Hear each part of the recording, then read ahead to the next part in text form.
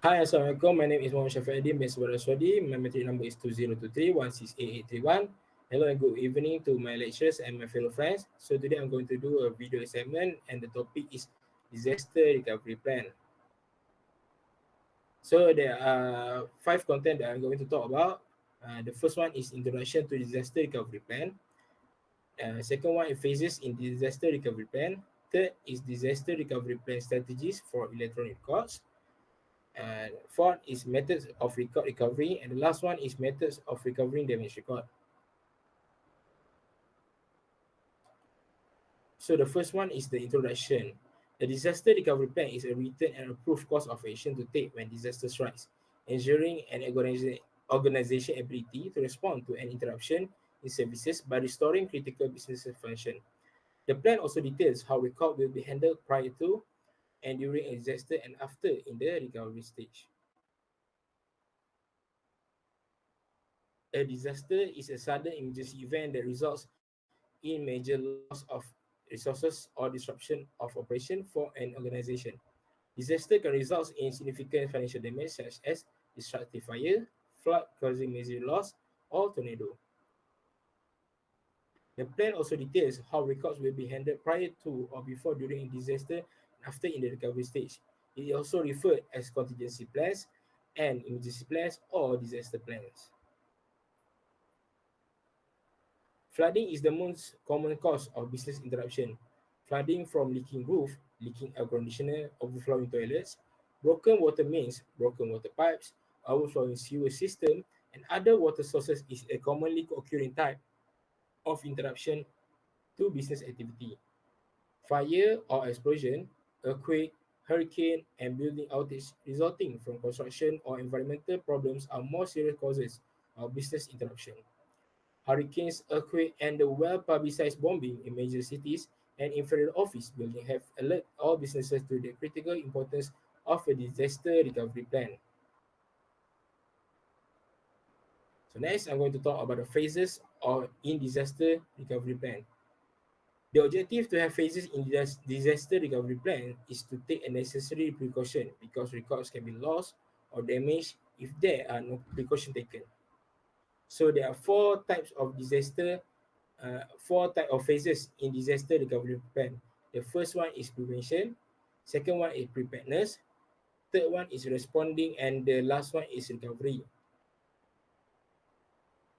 So the first one is the prevention.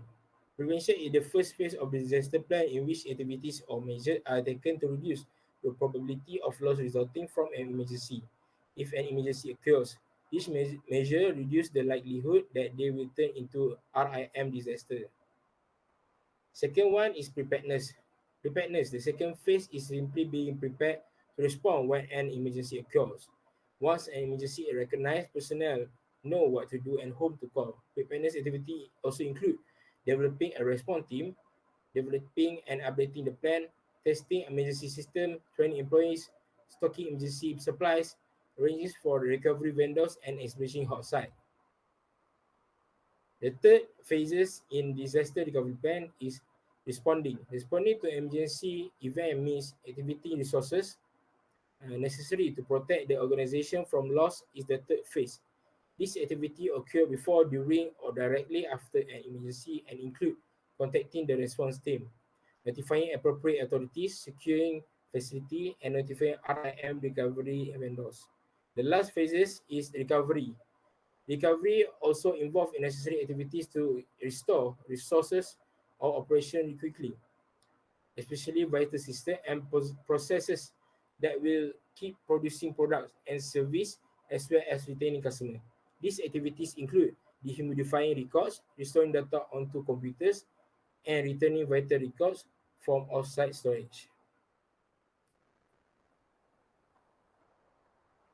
So next, I'm going to talk about the disaster recovery plan strategies for electronic records. Following system components should have a disaster recovery plan strategies to anticipate loss of below.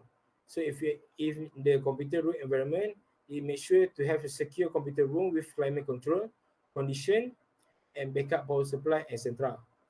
Also for the hardware, network, servers, desktop, laptop computers, wireless device, and peripherals.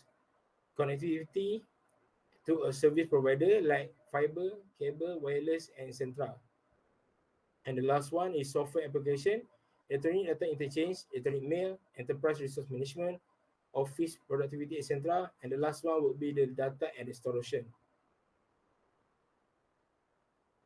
So next, I'm going to talk about the methods of record recovery. So methods of record recovery, the first one is extent and type of damage incurred. Whether the damage is confined to a small area or encompasses an entire building will affect the recovery procedure.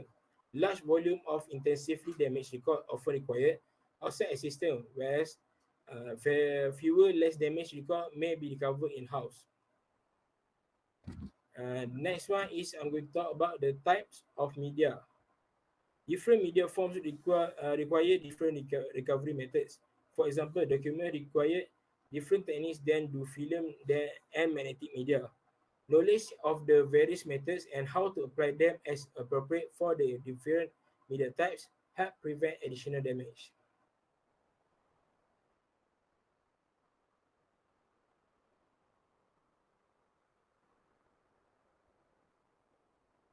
Next is if the equipment to begin records recovery is not immediately available, the record staff may need to take immediate steps to stabilize the materials and gain time to either get the damaged records to a facility for recovery or to bring the equipment to the records center to begin recovery. And the last one is the knowledge of the records management staff in covering damage. Records will vary from organization to organization depending on the priority given to a records disaster prevention and recovery program. So the last subtopic for today I'm going to talk about this is the method of recovering damaged record.